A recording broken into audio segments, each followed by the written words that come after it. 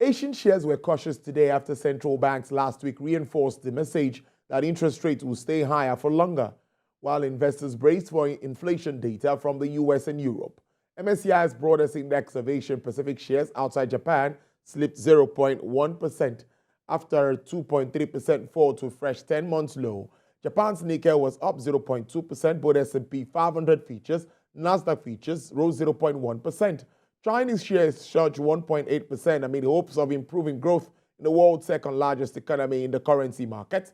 The US dollar was still standing strong near its 6-month top of 105.58 against a basket of major currencies.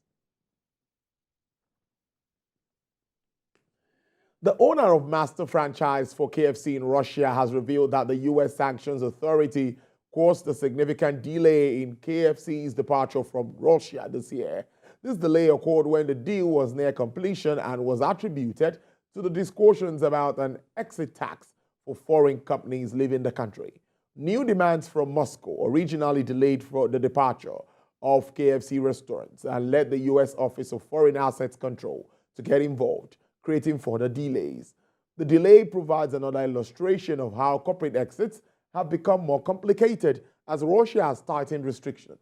Executives say that the navigating the rules is becoming harder.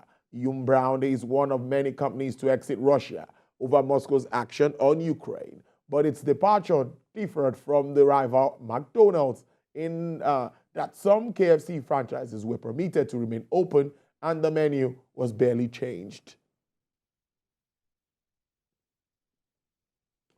Hong Kong listed shares of embattled Chinese real estate firm Evergrande tumbled as much as 25% today after the company said it would delay a debt restructuring meeting due later today. Evergrande, the world's most indebted property developer, which has become the poster child of China's property crisis, has been working to get its creditors' approval for a debt restructuring plan after having defaulted in 2021.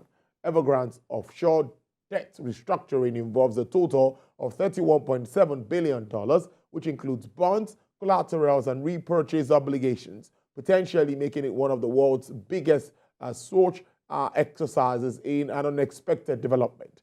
The embattled developer said it was unable to issue new debt due to an ongoing investigation into its main domestic subsidiary, Evergrande Real Estate Group Co. Limited. Meanwhile, Hong Kong Hang Seng Mainland Property Sector Index was trading 3.7% lower. SoftBank Corporation has announced that it plans to raise 120 billion yuan, that is $808.79 million, via Japan's first public offerings of bond-type class shares. It made this known in a regulatory filing earlier today. The Japanese telecommunications arm of tech investment giant SoftBank Group first announced the issuance in May, saying the shares would be listed before the close of the 2023 financial year, which ends on March 31st, 2024.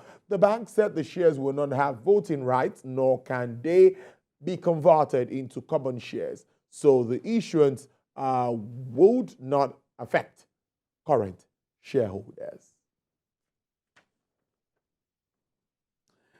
And crude oil prices rose today as investors focused on tighter supply outlook after Moscow issued a temporary ban on fuel exports, while remaining wary of further rate hikes that could dampen demand. U.S. West Texas Intermediate crude rose to sell at $90.63 with an upward price review of 0.67%.